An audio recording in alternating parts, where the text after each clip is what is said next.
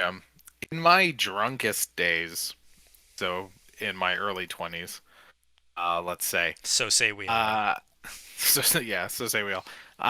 One of the things I would do a lot would be I would mix Manischewitz with Pepsi. We made Pepsi Chevets. It was Why? really good. I don't know why, because it was just I Why was would you looking to put do that? alcohol in literally anything that I was drinking.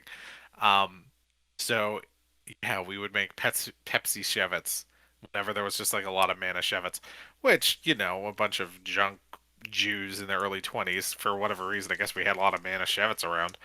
Um, we want to make it more palatable. So I can actually recommend that. It's delicious. It just tastes like cherry Pepsi. I don't know why it starts tasting like cherry flavors once it's mixed with the Pepsi, but it was definitely something I drank a lot of. The point that I was at a family dinner, probably Thanksgiving, with my family, with my uncle who was brought a fine wine with him. And I mixed it with my Pepsi, and I remember the look he gave me of just complete and utter disgust. Like, why did I give Uh, that to you? you're always there in my heart, Uncle Steve. You're always there in my heart and my memories. He was unhappy with me that day. Oh boy. I remember on our wedding day, someone they brought like a really nice port and gave us each a glass. But like, you're really busy on your wedding day, you know what I mean? And it was like a sipping port. And like I had like a sip or two with them and was like, this is very good. But then I was getting pulled like everywhere else and like I just kinda like grabbed it and started it down and they were like, what are you doing? I was like, this is it. This is my chance. This is the I'm sorry. I don't have time to sit around and like sip this for an hour with you.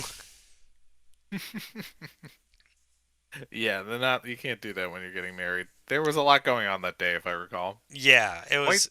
quite a dessert spread at your wedding. Yes. Yeah, we did not get to enjoy it nearly as much as we wanted to. Jeez.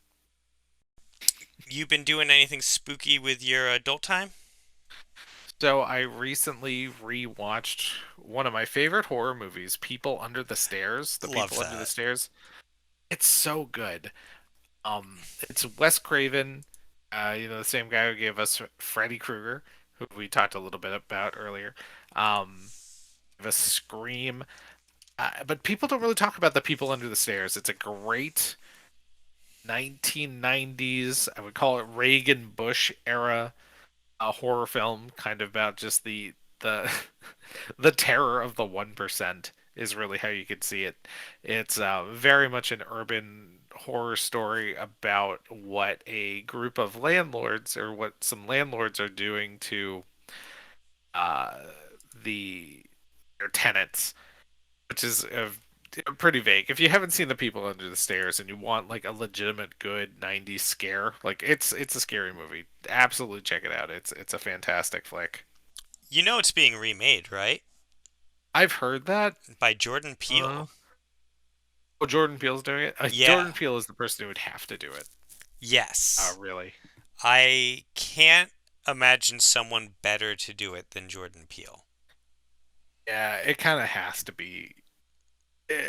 He's the right voice. I mean he's the name in black horror right now. Yes. And it's It's such a it's such a black story.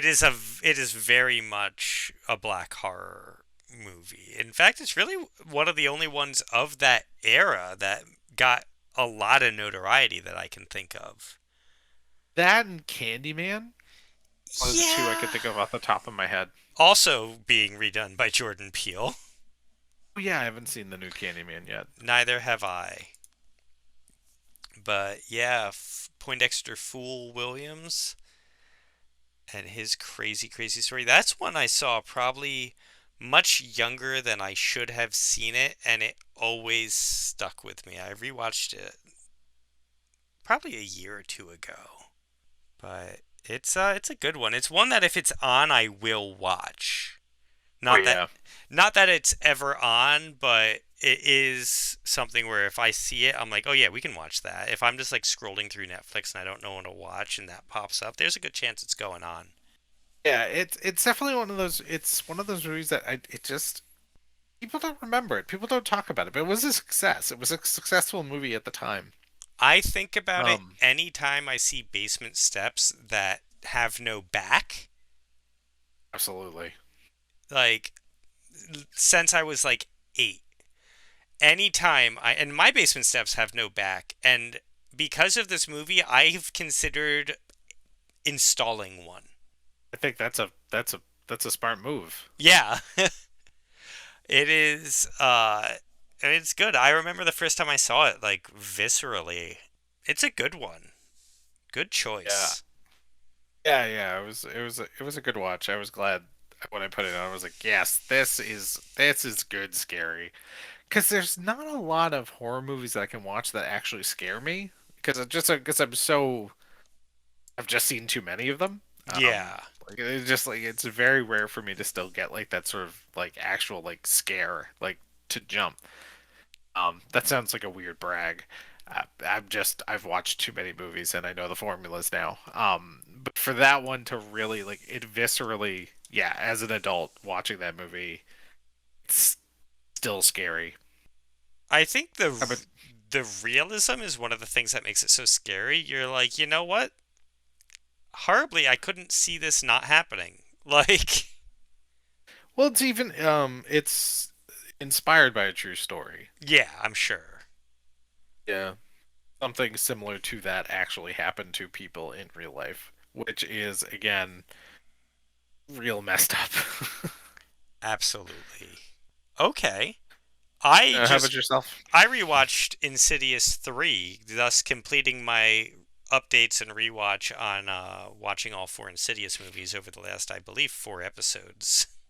Yeah, that's true. You have kind of had a through arc here. Well, we randomly watched part 4 because we hadn't seen it, and then one of our friends wanted to start it, and we were like, sure, like we'll work through these because 4 starts right or 4 ends right before 1 starts. So we were like, this is great. Hmm. We're getting this chronologically to a weird degree. Oh But yeah. it's so different from Insidious 1 and 2. Like it is a good movie, but James Wan didn't do this one. Mm. And this one, I think I described it to our friend. I was like, the first two are very creepy. The third one is freaky.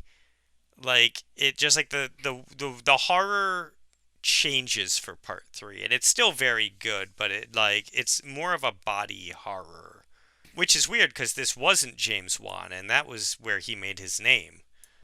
It's good. I enjoy it. I do recommend it. I think the plot isn't nearly as good. I think just like you had really strong actors for the first few, like Patrick Wilson and Rose Byrne.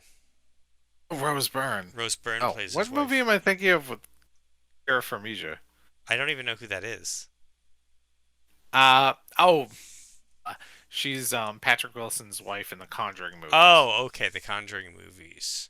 You get the Conjuring movies and the Insidious movies mixed up a lot. Do you know she's the older sister of the girl from American Horror Story that plays the. Yeah, That's like so weird.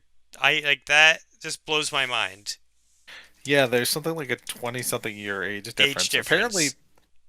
the younger sister was up for the part of the female Hawkeye in the new Hawkeye show.